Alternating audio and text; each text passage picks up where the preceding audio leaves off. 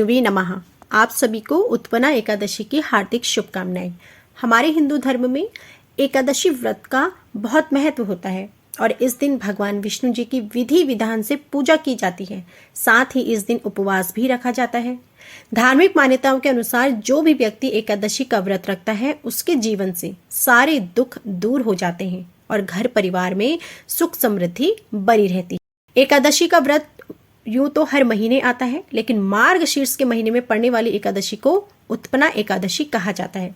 यह एकादशी साल की सबसे बड़ी एकादशी होती है। मार्गशीर्ष मास के कृष्ण पक्ष की एकादशी को उत्पन्ना एकादशी कहते हैं और एकादशी की उत्पत्ति भी मार्गशीर्ष मास के कृष्ण पक्ष के 11वें दिन ही हुई थी, इसलिए इसका नाम उत्पन्ना एकादशी पड़ा। कहा जाता है कि इस दिन विधि पूर्वक पूजा करने से व्यक्ति को सभी पापों से मुक्ति मिल जाती है। तो आइए सबसे पहले जानते हैं उत्पन्ना एकादशी की तिथि और शुभ मुहूर्त। हिंदू पंचांग के अनुसार इस साल मार्गशीर्ष महीने में पड़ने वाली उत्पन्ना एकादशी 8 और 9 दिसंबर दोनों ही दिन मनाई जाएगी। दरअसल गृहस्थ जीवन वाले लोग 8 दिसंबर को उत्पन्ना एकादशी का व्रत करेंगे, तो वहीं वैष्णव संप्रदाय के लोग यानी कि संत और सन्यासी लोग 9 दिसंबर को व्रत रखेंगे।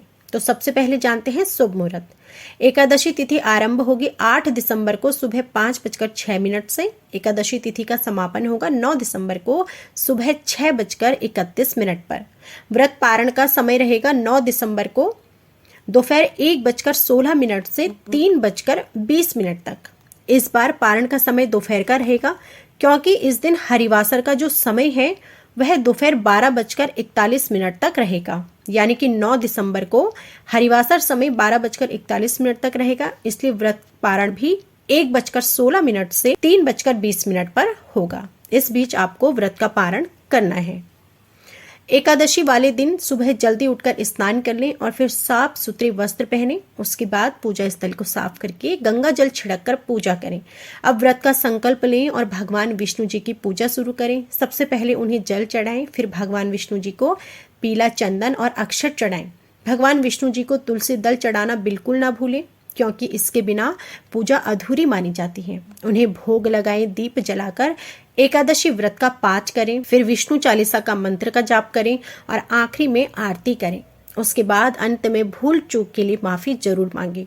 इस दिन भगवान श्री विष्णु जी की पूजा की जाती है और मान्यताओं के अनुसार मार्गशीर्ष कृष्ण एकादशी के पहले दिन यानी 10वीं तिथि से ही इस व्रत की शुरुआत हो जाती है। इस दिन चावल और मसूर की दाल का सेवन नहीं करना चाहिए। इस दिन सिर्फ दिन के वक्त ही सात्विक आहार करने की मान्यता है।